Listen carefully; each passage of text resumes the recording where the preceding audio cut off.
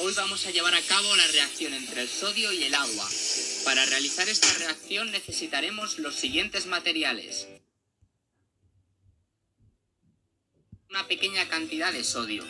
Es importante utilizar en este experimento cantidades pequeñas de sodio, debido a que la reacción, como veremos más tarde, puede llegar a ser explosiva. Además, el sodio se debe conservar siempre en aceite de parafina y nunca se debe dejar secar al aire porque puede provocar un incendio. Este experimento puede llegar a ser peligroso, por lo que debe ser llevado a cabo solo por personal preparado. Una vez tengamos cortado nuestro trocito de sodio, bastará con añadirlo a nuestro crisol con agua y este empezará a reaccionar violentamente. El trozo de sodio se moverá alrededor de todo el crisol de manera errática e incluso puede llegar a aparecer algunas chispas. Esta reacción se produce debido a la configuración electrónica del sodio. El sodio tiende a perder el único electrón de su última capa y adquirir así una configuración más estable. Esto se manifiesta también en su bajo potencial de ionización y en su bajísimo potencial de reducción, o si se quiere, altísimo potencial de oxidación. Así, se oxida al entrar en contacto en agua, reduciendo a esta y produciendo hidrógeno. Ok, buenas tardes compañeros y compañeras. Iniciamos la clase observando un segmento de un video de un experimento. Bien, dicho experimento básicamente es la reacción, este procedimiento que estamos viendo acá, se denomina reacción química,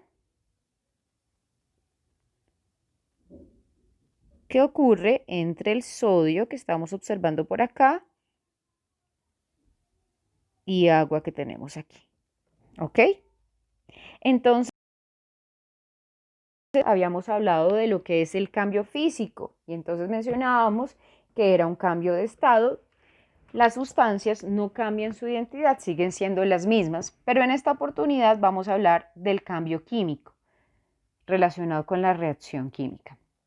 El fenómeno, la situación que ocurre, se denomina reacción química, pero la forma que empleamos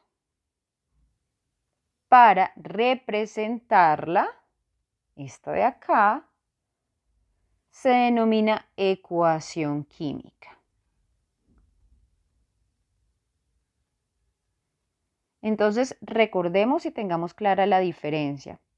La situación, el fenómeno, lo que ocurre, el experimento, se denomina reacción química. Pero la forma en que lo representamos se denomina ecuación química. Bien, cuando estamos trabajando de forma teórica, pues hablamos de ecuaciones químicas porque no estamos realizando ningún experimento. Aquí observamos un pedacito de ello. Pues bien, aclarando esa parte, entonces vamos a dar inicio a nuestra explicación. Bueno, entonces, vamos a hablar de la reacción química. ¿Listo? Entonces, las reacciones químicas son cambios o transformaciones de las sustancias. Son procedimientos en los cuales sustancias interactúan entre sí o con alguna forma de energía y van a generar otras sustancias completamente diferentes, con propiedades químicas y físicas diferentes. Entonces, en química orgánica encontramos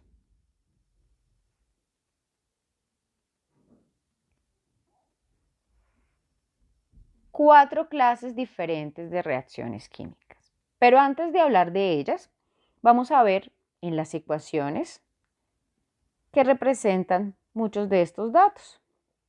Entonces, observemos acá.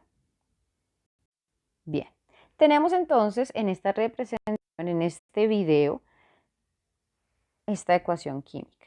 ¿Listo? ¿Cuáles son las partes de una ecuación química? Bien, primero, vamos a identificar. Hay unas flechitas o una flechita que significa producto. En las ecuaciones químicas no se escribe igual, sino que se escribe una flechita o por lo general dos flechitas que indican produce. Segundo dato, vienen las sustancias que están antes de la flechita. A estas sustancias se les denomina reactantes. A las sustancias que están después de la flechita se les denomina productos. Bueno, ¿qué otra característica tienen las ecuaciones químicas? Esta ecuación le falta algo, por ejemplo acá, que digas esto, una S, una L, acá AC y acá G. Listo. Resulta que las sustancias se deben representar con el estado en el que se encuentran. Esto que acabo de hacer, de escribir esta S, esta L, esta C y esta G, son los estados en los que se encuentran. La S pequeñita significa que se encuentra sólido, o sea que cuando se inició ese experimento, el sodio estaba sólido. La L significa líquido y está indicando pues que esa sustancia, en este caso el agua, se encontraba en estado líquido. La AC significa acuoso. ¿Qué quiere decir? Que se obtiene hidróxido de sodio, pero que como hay agua presente, se está disolviendo en el agua presente. Y la G, que está allí, significa gaseoso. Por eso el vaporcito que se observa en la parte experimental es por el hidrógeno que se está liberando. Observemos otros datos de la misma ecuación. Listo. ¿Qué otra información nos arroja la ecuación? Estos numeritos de acá. Los números pequeños se denominan subíndices. ¿Listo? ¿Qué significa el subíndice? El subíndice está diciendo cuántos átomos hay en la molécula. Por ejemplo, acá me estaría diciendo que hay 2 átomos de hidrógeno en esa molécula de hidrógeno gaseoso. Cuando no aparece número, por ejemplo, qué pena acá. Por ejemplo, otra vez, perdónenme. Listo. Cuando no aparece número, por ejemplo acá, entonces ya sabemos que es 1, o sea que solamente estaría un átomo de sodio. Acá serían 2 de hidrógeno, 1 de oxígeno, 2 de sodio, 1 de oxígeno, 1 de hidrógeno. Listo. Eso es el subíndice. Pero también encontramos otro numerito, muy interesante, este número grande que antecede las moléculas. Entonces, este número grande se denomina coeficiente estequiométrico. Coeficiente. Ese me dice la cantidad de moléculas que están presentes. ¿Qué quiere decir? Aquí me estaría diciendo 2 moléculas de sodio. Acá 2 moléculas de agua. Acá 2 moléculas de hidróxido de sodio. Y como este no tiene un número que lo precede, se asume que es 1. O sea que diríamos una molécula de hidrógeno. Bien, ¿cómo leeríamos la ecuación completa?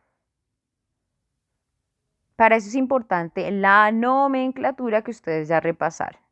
Bueno, esa ecuación completa se leería de la siguiente forma.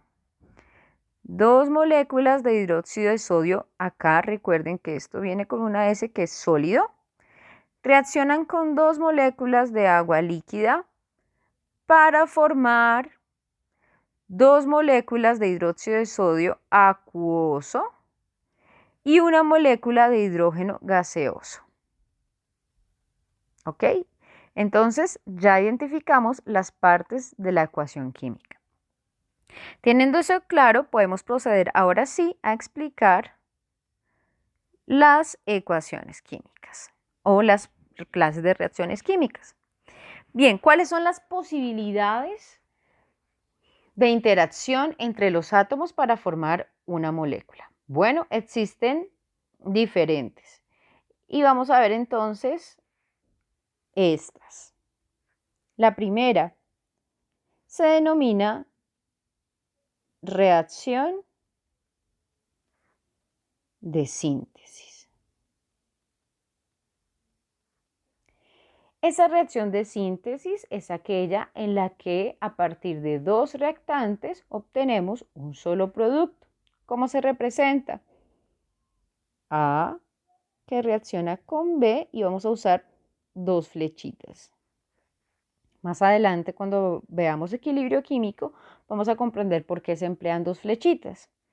Para producir una sola molécula AB. ¿En qué caso ocurre eso?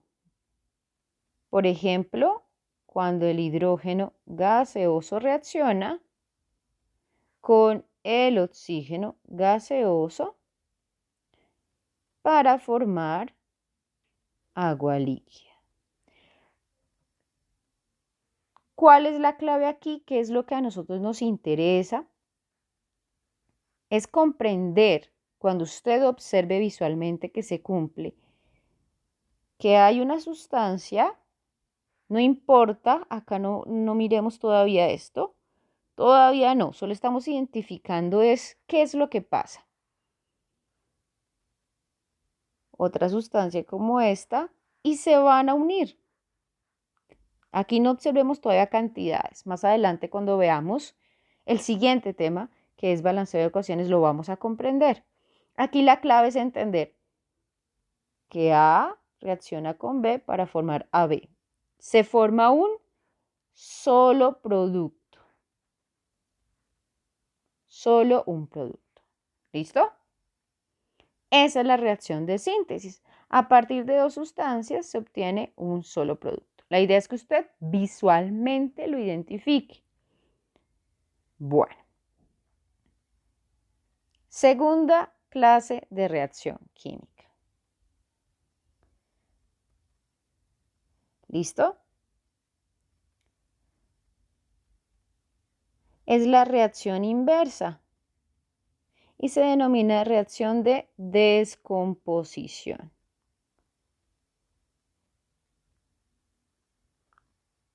Como es la reacción inversa, básicamente en este caso tenemos una molécula inicial AB